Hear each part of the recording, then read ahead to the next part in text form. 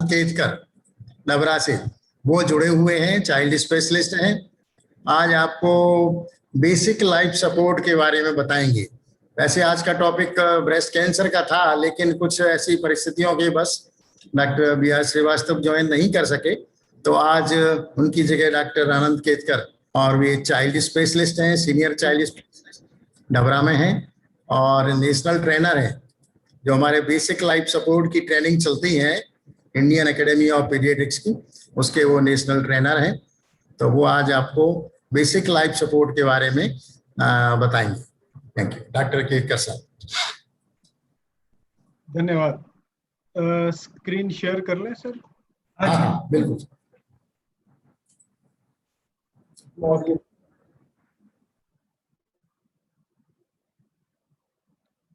हाँ, सभी को मेरा नमस्कार। I hope I am audible. Hello, I hope I am audible. Yes, you are very much audible, sir. Okay, thank you.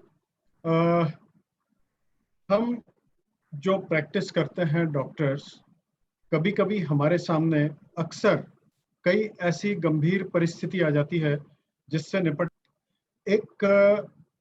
ये मैं समझता हूँ कि हमारे मेडिकल प्रैक्टिस में हर डॉक्टर जो है कभी न कभी ऐसी परिस्थिति में आ जाता है जहां मरीज उसके सामने आता है जिसकी पल्स नहीं होती, सांस नहीं चल रही होती। उस समय हमारे भी हाथ पैर फूल जाते हैं कि अब क्या करें। उस समय के लिए एक हमारा बेसिक लाइफ हमेशा ध्यान में रखेंगे कि में हमें क्या करना है। ये हमारे कंसेप्ट्स बिल्कुल देखा गया है कि there is a very small thin line between life and death of a patient when he is very critically ill. If he receives the proper care, और अगर उसको उस समय के अंदर प्रॉपर केयर मिल जाए तो उसका जीवन बचाया जा सकता है। यही आज का हमारा एक लक्ष्य है और ध्येय है। आगे जाने से पहले मैं सर्वप्रथम डॉक्टर शर्मा जी का बड़ा आभारी हूं जो उन्होंने मुझे आज एकदम एक्सटेम्पोर के रूप में लेक्चर देने के लिए बुलाया। खैर, कोशिश करूंगा कि उनकी उम्मीदों पर पूरा खरा उतरूं। क्या होता है कि हम ये देखते हैं कि कईयों को हार्ट अटैक आते हैं और उसकी सडन डेथ हो जाती है। अक्सर घर में 85% डेथ्स इसी वजह से होती है। अगर ऐसे मरीज को या जिसकी एकदम सांस या हार्ट रुक गया हो, उसको इमीडिएटली अगर 1 मिनट के अंदर ये बेसिक लाइफ सपोर्ट मिल जाए तो उसमें से करीब 10 से 15% आउट ऑफ हॉस्पिटल, मतलब घर में, सड़क पे या बाहर कहीं भी उसकी जान बचाई जा सकती है। और इनसाइड द हॉस्पिटल अगर वेल इक्विप्ड हॉस्पिटल है तो उसको बेसिक लाइफ सपोर्ट से हम 40% इनको बच्चों को या एडल्ट्स को ये बेसिक लाइफ देके हम बचा सकते हैं। सबसे पहले प्रश्न आता है कि ये बेसिक लाइफ सपोर्ट है क्या। बेसिक लाइफ सपोर्ट का मतलब यह है कि जब किसी व्यक्ति में पल्स नहीं हो, उसका हार्ट काम करना बंद कर दे, उसका रेस्पिरेशन नहीं हो, सांस नहीं चल रही हो, अर्थात ये दोनों चीजें जब एब्सेंट होंगी तो डेफिनेटली उसका लॉस ऑफ कॉन्शियसनेस भी होगा, वो बेहोश होगा। तो हमें आइडेंटिफाई करना है पहले कि वाकई इसको बेसिक लाइफ सपोर्ट की जरूरत है कि नहीं। उसके लिए हम उसको कैसे देखेंगे, क्या करना है, इसके लिए मैं आपको कुछ वीडियोस दिखा रहा हूं। लेकिन एक हमारा जो एल्गोरिदम चलता है, बेसिक लाइफ सपोर्ट जो है ना, ये आजकल इतना कॉमन हो गया है कि ये 3 टायर सिस्टम पर काम करता है। फर्स्ट टायर स्थित हो, भले ही वह डॉक्टर्स को चेस्ट कंप्रेशन देना आना चाहिए जिससे किसी भी हालत में उसके हार्ट से सर्कुलेशन चालू रखा जा सके। अगर इतना भी वो करे और रेस्क्यू टीम पहुंचने तक चेस्ट कंप्रेशन करता रहे तो भी कुछ हद तक बात बन सकती है। दूसरे टायर में क्या है कि ये 2 टायर सिस्टम हो गया, सेकंड सिस्टम। इसमें दोनों जो व्यक्ति हैं वो वेल ट्रेंड होते हैं और एक सांस का की ओर अब आप ऑपरेशन क्या है, क्यों देते हैं और इसका क्या रिलेवेंस है।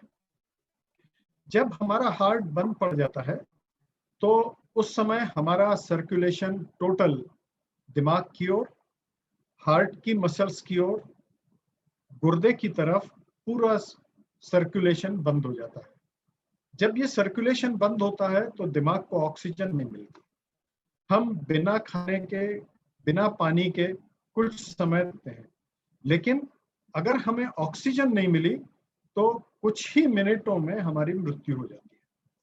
तो आप एक पानी के गुब्बारे की तरह आप सोच लीजिए कि आपके दोनों हाथों में पानी का गुब्बारा ऐसा भरा हुआ है, हम उसको प्रेस करते हैं तो उस गुब्बारे में से जहां जहां से भी संभावना होती है उधर से पानी निकलता है। ऐसे ही हम हार्ट को सोच लें, इमेजिन करें कि हार्ट एक बलून जैसा है जिसको हम ऊपर से दबाते हैं तो उसके अंदर का ब्लड बाहर निकलता है आर्टरीज में।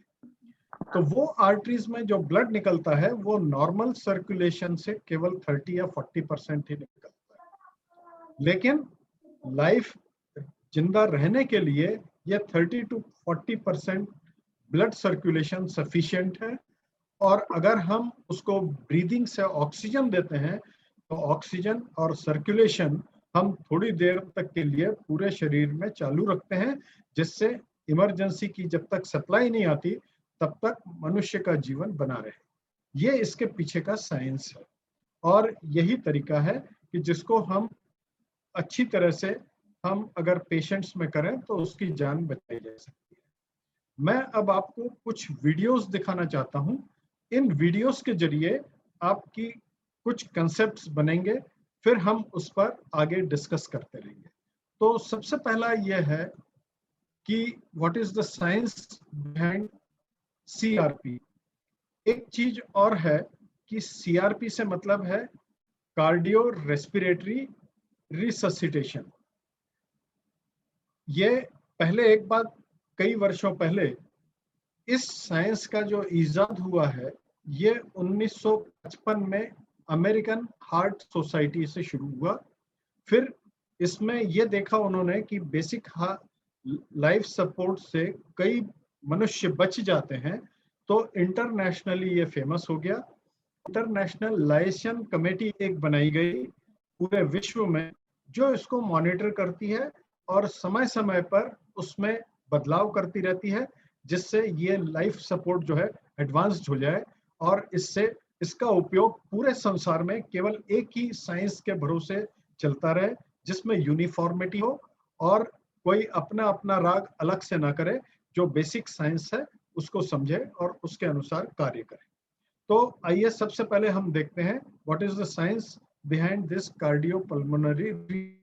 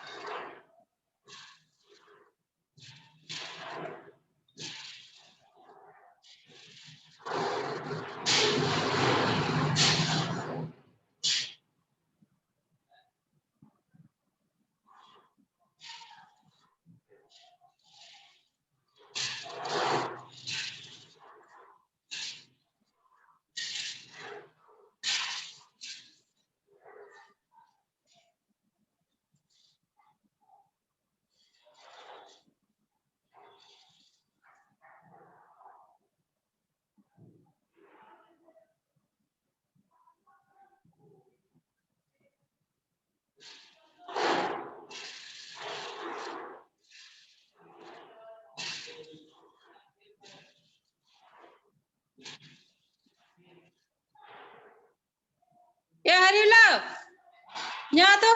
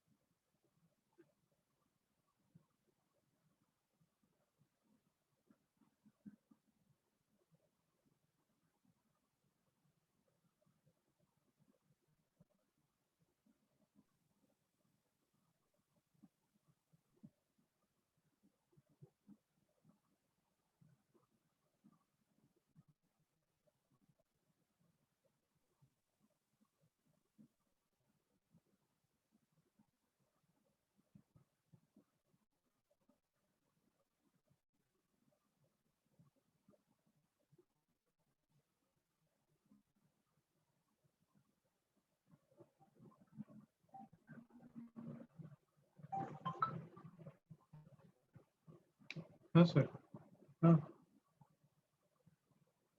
अच्छा, एक नहीं मेरे को सुनाई दे रही है, 1 मिनट रुको। अब देखिए आ रही है क्या? अब आ रही है? हाँ okay okay. The affected muscle becomes painful and it does not contribute to pumping of the blood. All myocardial infarctions do not lead to sudden cardiac arrest, but many sudden cardiac arrests are due to underlying MI and would be helped by CPR. In these situations, though temporary, but the only mode available to maintain the flow of blood to brain and heart is cardiopulmonary resuscitation. Acquire the skill of providing basic life support for an adult, child, and infant cardiac arrest situations. You would also learn to provide help to an adult as well as child and infant victim of complete airway obstruction secondary to foreign body inhalation, which is again a condition where the person standing next to victim is the most helpful one to save the life.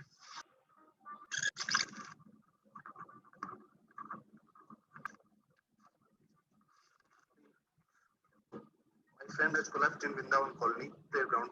Please come.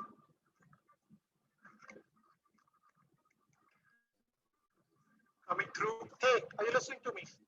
There's no circumstantial evidence of any drug abuse or poisoning.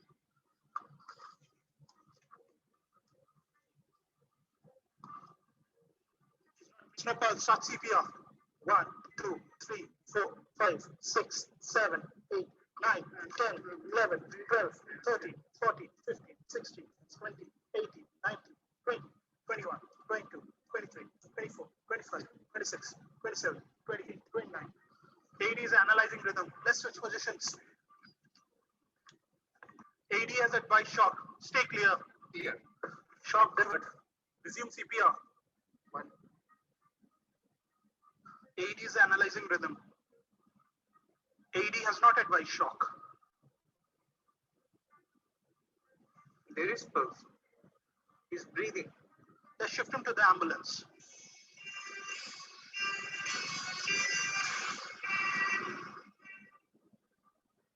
He has got pulse. He is breathing. Are you sharing his brother? No, ma'am. I'm his friend. His brother and other family members are on the When he came, but your chest compressions and your timely interventions saved his life. Thank you. Thanks a lot for saving my friend's life. Thanks a lot. CPR skills include identification of an arrest situation, calling for help or activation of the existing system, providing high quality, using the defibrillator as and when available, delivering the shock if required, followed by continued CPR without wasting time. One may encounter sudden cardiac arrest situations either within a hospital setting or out of the hospital setting. If it is an in-hospital cardiac arrest scenario, a pre-identified team like Code Blue team or Rapid Response team may be called immediately.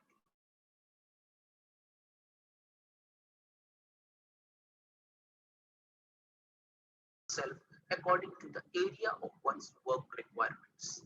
Irrespective of the scenario, the important step is calling for help to get an AED to reverse the possible rhythm abnormality.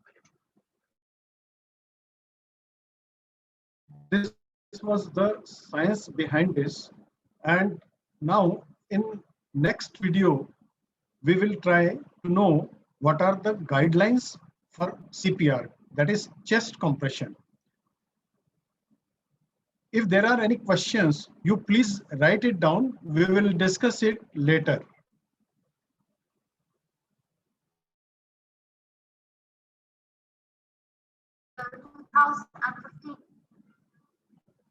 During scene safety, circumstantial evidence of drug abuse or opioid toxicity should be looked into, and early administration of appropriate antidote should be ensured. Given the low harm and the potential benefit, as well as the ubiquitous presence of mobile phones and social media, whenever appropriate, these digital devices should be used to activate the emergency response system without leaving the victim's side in suspected out-of-hospital cardiac arrest scenario. There has been continuous emphasis on high-quality CPR using the CAB, that is, chest compressions, airway, breathing sequence. Initiate chest compressions before giving rescue beds to reduce the delay to the first compression. Time required to deliver first cycle of 30 chest compressions should be approximately 15 to 18 seconds. There is continuous emphasis on the characteristics of high-quality CPR, that is, compressing the chest at an adequate rate and depth, allowing complete chest recoil after each compression, minimizing interruptions in compressions, and avoiding excessive ventilation. New recommended chest compression rate in adult and pediatric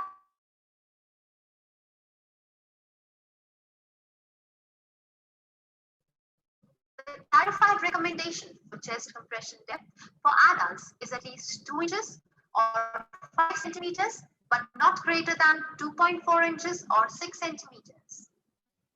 Compression depth for children is at least 1/3 of the anteroposterior diameter of the chest, or 2 inches or 5 centimeters. For infants, compression depth is at least 1/3 of the anteroposterior diameter of chest, or approximately 1.5 inches or 4 centimeters. It may be reasonable to use audiovisual feedback devices during CPR for real-time optimization of the CPR performance.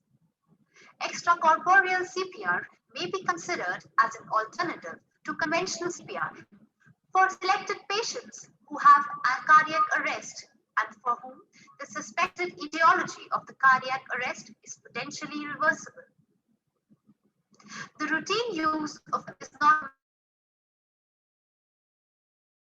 is preferred to an AD for defibrillation.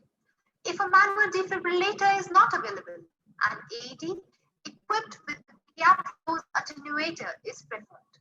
If neither is available, you may use an AD without a pediatric dose attenuator. If the rescuer does not feel the pulse within 10 seconds or is not sure about the pulse, you should immediately begin chest compressions. Assess the victim for a response, and if there is no response, shout loudly for nearby help or activate the emergency response system using mobile device if appropriate, or send someone to get an AED or defibrillator and emergency equipments. Look for no breathing or normal breathing and check the carotid pulse simultaneously to determine the next appropriate action. Breathing and pulse check should not take more than 10 seconds. If no breathing or no normal breathing and no pulse is felt within 10 seconds, begin high quality CPR with cycles of chest compressions and breaths in the ratio 30:2, starting with chest compressions using the CAB sequence. Resuscitation in a healthcare system would involve a team of rescuers. Therefore, there there is a team approach for effective resuscitation. We will discuss team approach in the coming sections.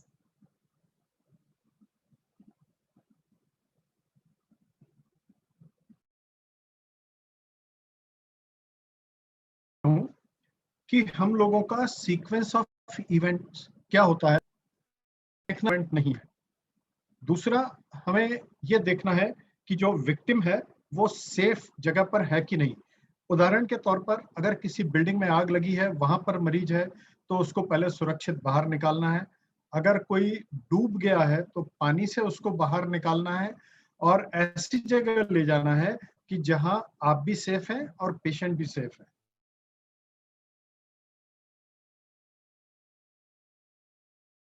उसको पहले ऐसी जगह shift करें जहां पर आप और वो दोनों सेफ हैं। उसके बाद फिर हम मरीज को देखें कि वो कॉशियस है, वेदर ही इज कॉशियस और not. If he is unconscious, you should call for help.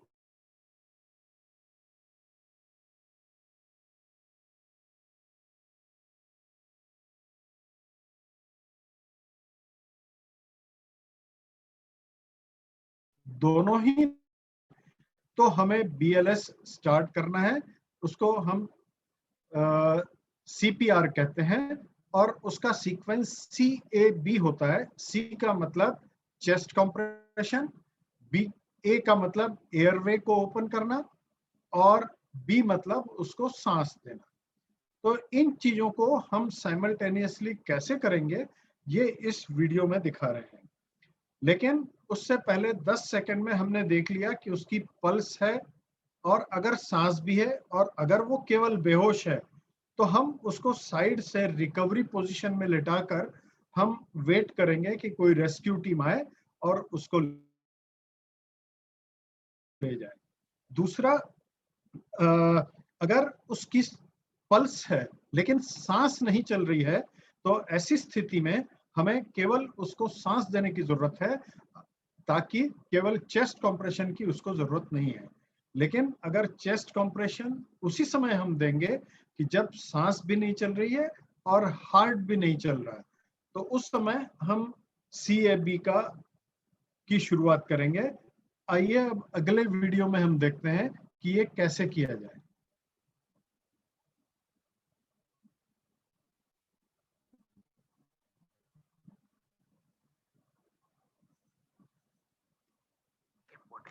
As this will ensure at least 20 to 30% of blood flow. In this video, we are going to learn chest compressions. Make sure that the victim is lying in a supine position on a firm, flat surface. While performing CPR, you must have a clear visible view of the chest. You may also be attaching the chest leads of the defibrillator or an AED during CPR. Hence, you should position yourself by the side of the victim. Remove any clothing so that the bare chest is clearly visible. Put the heel of one hand at the center of the bare chest over the lower half of the breastbone. Then, put the heel of the other hand on the top of the first. Make sure your shoulders are exactly above your hands and your elbows must be straight and locked. Push hard and fast. Avoid pressing directly over the zippy sternum as it can lead to serious injury. Press down against lower or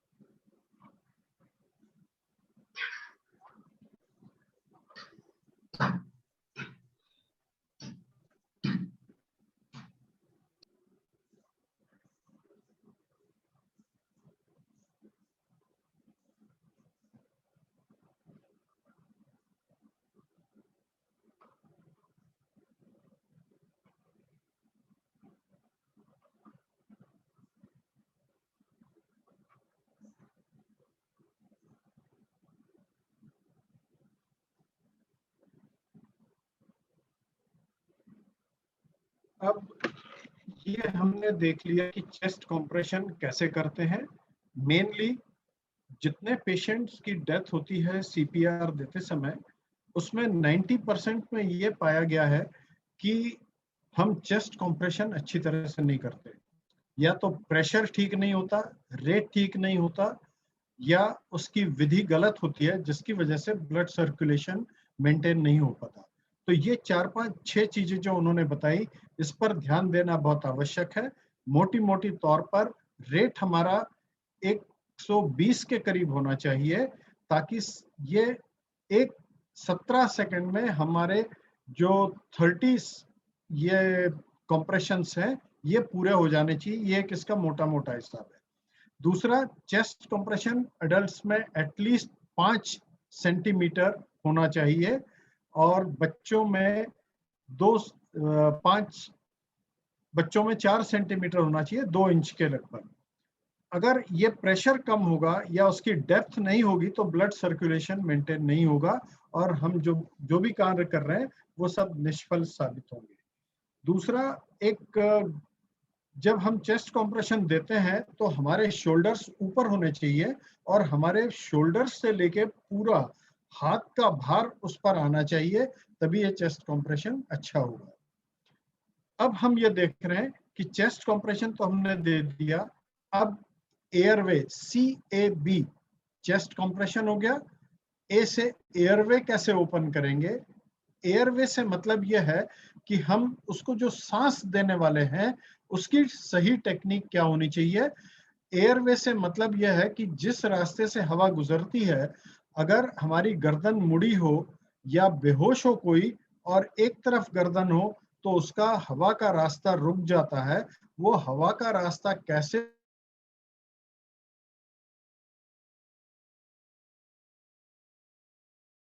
है, ये हम अब अगले video में देखेंगे।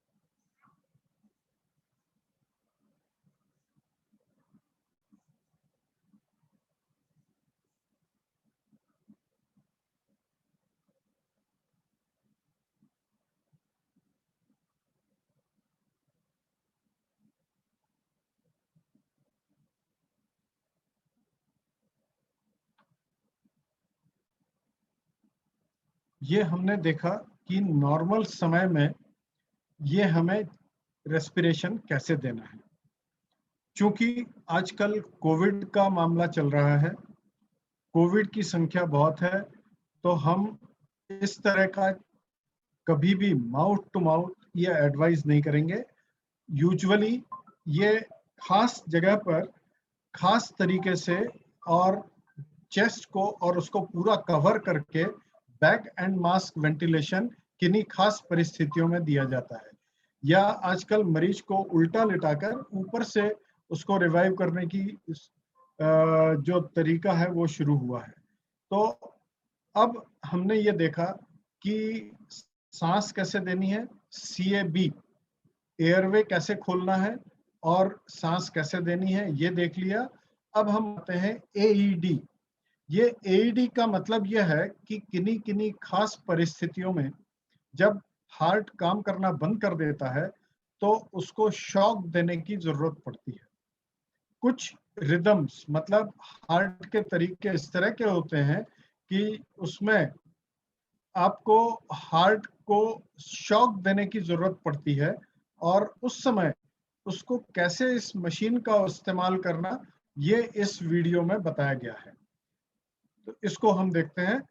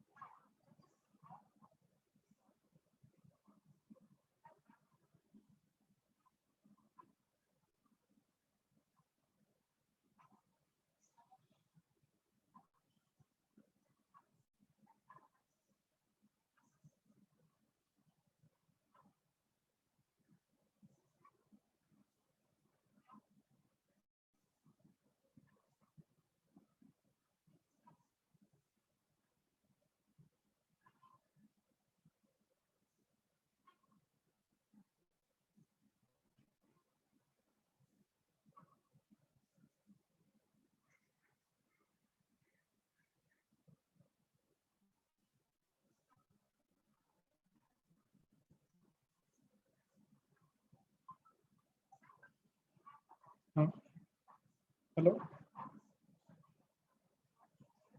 अच्छा, अब आ रही?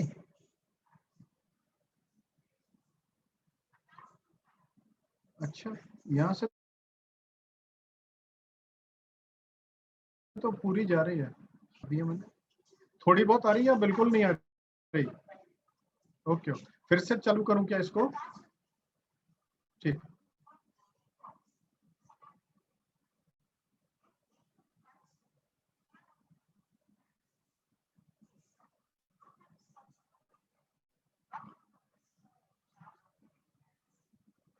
Takes 5 to 15 seconds to analyze the rhythm and assesses whether shock is needed or not.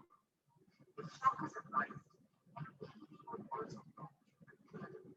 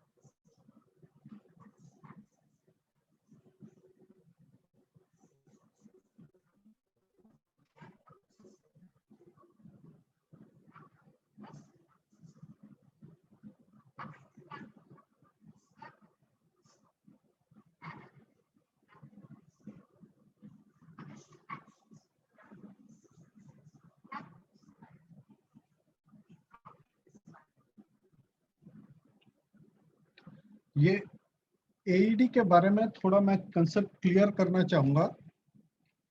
AED जो है ये उसका फुल फॉर्म होता है ऑटोमेटेड एक्सटर्नल डिफिब्रिलेटर। जैसे वेंट्रिकुलर फिब्रिलेशन या कुछ खास तरह की एक रिदम होती है जिसको हम शॉक देके उस रिदम को एकदम ब्लॉक कर देते हैं, उसके बाद शरीर या उसका हार्ट ऑटोमेटिकली अपनी रिदम जो है वो वापस ले लेता है। तो इस तरह के शॉक की जरूरत खास तौर से वेंट्रिकुलर फिब्रिलेशन या वेंट्रिकुलर टैकीकार्डिया जिसमें पल्स नहीं है, ऐसी स्थितियों में, दो परिस्थितियों में इसका उपयोग होता है। लेकिन इसका उपयोग जितना जल्दी हो सके उतना जल्दी करना चाहिए। जब हम इसको अटैच करते हैं तो ये ऑटोमेटेड मशीन अपने आप उसको एनालाइज करती है कि इसके हार्ट की कंडीशन कैसी है। अगर ये दो कंडीशंस हार्ट की होती हैं तभी ये शॉक अपने आप एडवाइस करती हैं। इसमें आपको कुछ नहीं करना होता, जैसे उन्होंने बताया वो अपने आप उसमें से आ जाएगी कि शॉकेबल रिदम है, इसको शॉक दो, तो हम वो शॉक का बटन दबा देते हैं तो उसको शॉक डिलीवर हो जाता है।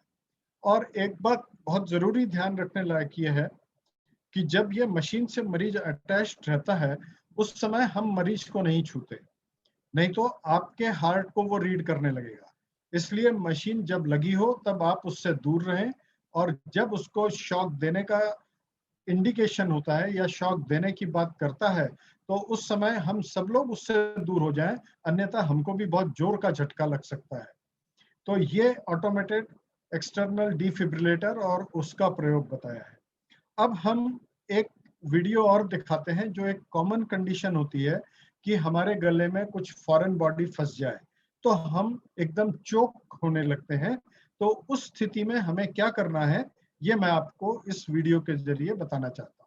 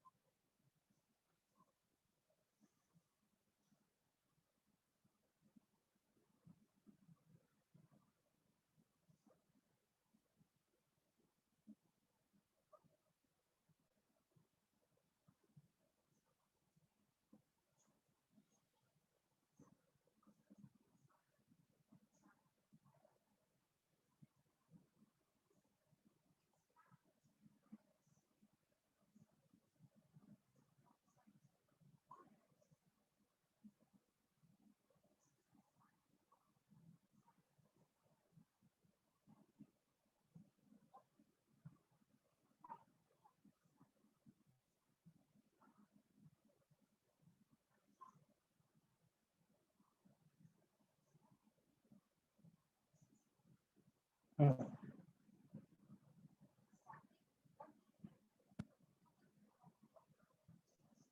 अच्छा अच्छा, हाँ तो बस ठीक है, वो इसमें तो यही है, कोई खास सुनने की बात नहीं है। अब बाकी ठीक चल रहा है सर? अच्छा, तो अब इसमें एक पीडियाट्रिक चाइल्ड का रह गया, उसको दिखाऊं या टाइम हो रहा है आपका? हाँ हाँ ठीक है ठीक है। हाँ तो बस वो दो वीडियोस और हैं बच्चों में, इन्फेंट का है। ठीक है, ठीक चल रहा है ना सर?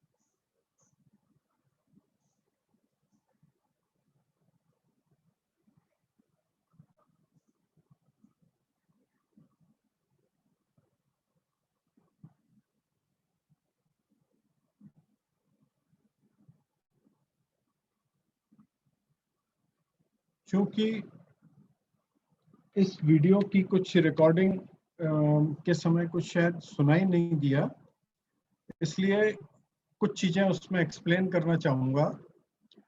सबसे पहली बात तो यह है कि जब गले में कुछ फंस जाता है तो हम अक्सर खांसने लगते हैं, छींकने लगते हैं, खांसने लगते हैं, और बच्चा या एडल्ट अपने आप उसको निकालने की कोशिश करता है।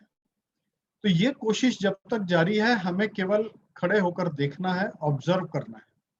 अगर वो निकाल नहीं पा रहा है और उसकी आवाज बंद हो जाती है, और खास तौर से उसकी ये जो गले में पकड़ने की साइन है, ये बड़ी टिपिकल साइन है। ये साइन ये हमें दर्शाती है कि ये हेल्पलेस हो रहा है और इसको तुरंत मदद की जरूरत है। तो उस समय ये मैन्योर जो है ये हम यूज करते हैं, जिसको हेमलिक मैन्योर कहते हैं। उसमें क्या करते हैं, हम एक आर्टिफिशियल उसकी खांसी पैदा करते हैं, उसके चेस्ट के अंदर और एब्डोमेन के अंदर इतना प्रेशर बढ़ा देते हैं कि वो हवा फोर्स से बाहर आती है, और फोर्स से बाहर आकर जो अटकी हुई चीज है वो बाहर निकल आती है। तो इस तरह से अगर हम करते रहेंगे तो उसकी जो फंसी हुई चीज है वो या तो बाहर आ जाएगी, और अगर बिल्कुल गहरी है तो वो बंदा बेहोश होकर नीचे गिर पड़ेगा। अगर वो बंदा बेहोश होकर नीचे पड़ जाता है तो हम उसको चेस्ट कंप्रेशन शुरू कर देते हैं और उसको सांस देना शुरू कर देते हैं। लेकिन हर बार जब हम सांस के लिए उसका मुंह खोलते हैं तो ये देखते हैं कि अगर वो कोई फॉरेन बॉडी हमें दिख रही है तो हम उसको हाथ से निकाल देते हैं, अन्यथा अपना हाथ उसके गले में नहीं डालते। तो ये 2-3 चीजें बहुत समझने की हैं। तो उसकी मदद तभी कीजिए जब वो हेल्पलेस हो, और दूसरा, अगर बेहोश होकर गिर जाता है तो उसको हमें इस तरह से सहायता इस चेस्ट कंप्रेशन के द्वारा देनी होती है। अब हम आ रहे हैं, अभी तक हमने ये देखा सब ये एडल्ट्स का किस तरह से कार्यक्रम होता है।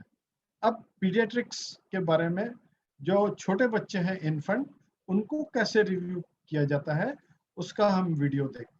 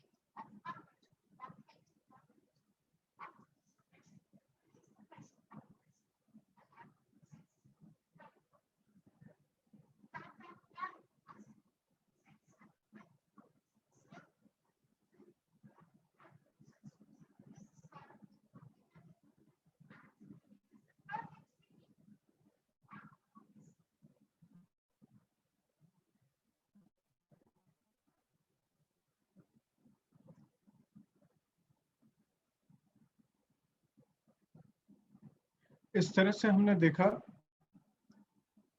कि छोटे बच्चों में, इन्फेंट में, हम केवल 2 फिंगर्स का यूज करते हैं और चेस्ट को एंट्रोपोस्टीरियर डायमीटर के 1/3 जो है हम उसको प्रेस करते हैं, आधे से थोड़ा सा कम। तो इस 2/3 हम प्रेस करते हैं, और इस तरह से उसको चेस्ट कैसे उसको सेम टेक्निक से एयरवे ओपन करके वो हम देते हैं। अब इसमें बच्चों को सांस कैसी दी जाती है, इन्फेंट को, वो देखेंगे।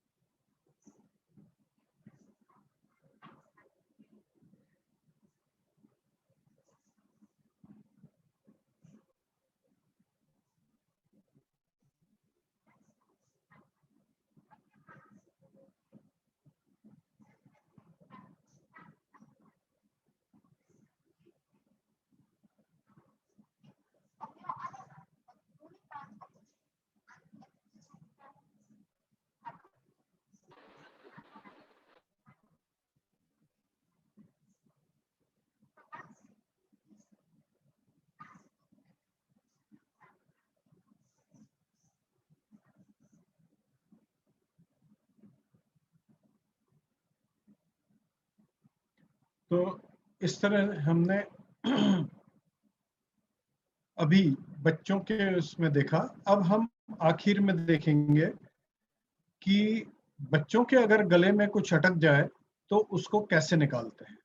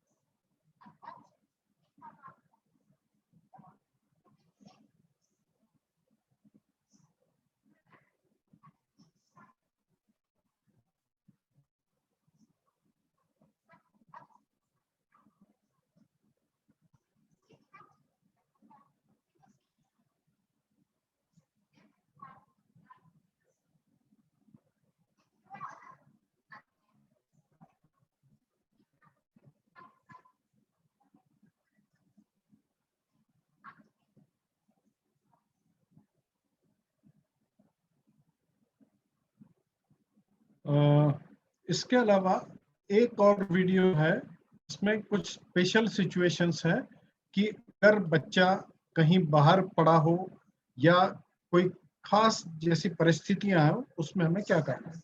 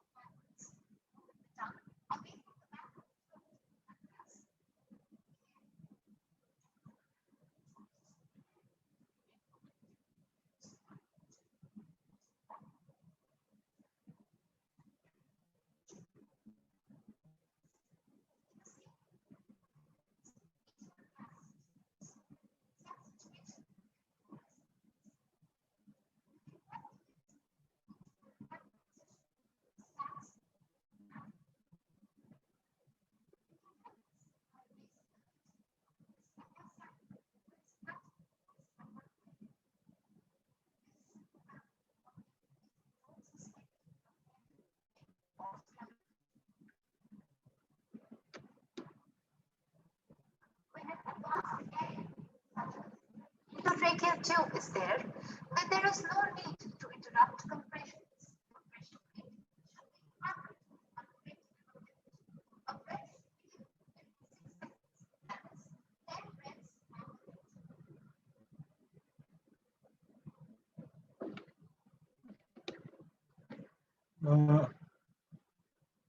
इसके साथ ही हमारा ये आज का BLS का कार्यक्रम कुछ समझाने की जो कोशिश की है ये पूरा होता है। अगर आपको किसी को कुछ भी बात करनी हो या कुछ पूछना हो तो आपका स्वागत है, मैं आपका निराकरण करने की पूरी कोशिश करूँगा। सर, शेयर स्क्रीन बंद कर सकते हैं? कर सकते हैं। ओके, मैं स्टॉप कर रहा हूँ। अगर कोई पार्टिसिपेंट कुछ पूछना चाहे तो अनम्यूट होके पूछ सकते हैं डॉक्टर केतकर साहब से।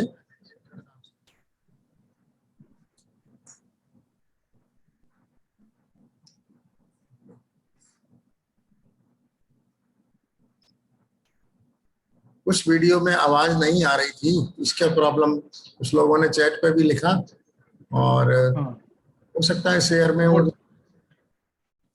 बाकी तो सभी देख रहे थे। तो बहुत बहुत धन्यवाद केतकर साहब, आपने बड़े शॉर्ट नोटिस पे इतना अच्छा BLS का जो प्रोग्राम है, जो वीडियो और टॉक आपने दी, उसके लिए बहुत बहुत धन्यवाद। और हमारे पार्टिसिपेंट, ये इमरजेंसी प्रोसेस है, लाइफ सेविंग प्रोसेस है, इसलिए ये हर हमारे स्वास्थ्य कार्यकर्ता को, डॉक्टर्स को, सभी को, इवन पेरेंट्स को भी इसका बेसिक आइडिया सबको होना चाहिए। ये बहुत जरूरी चीज है और इसका हम रिपीटेडली बाद में भी रिपीट कराएंगे इस सेशन को।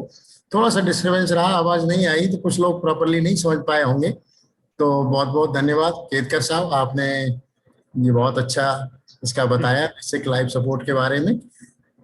थैंक यू भाई। Thank you sir. Thank you, sir.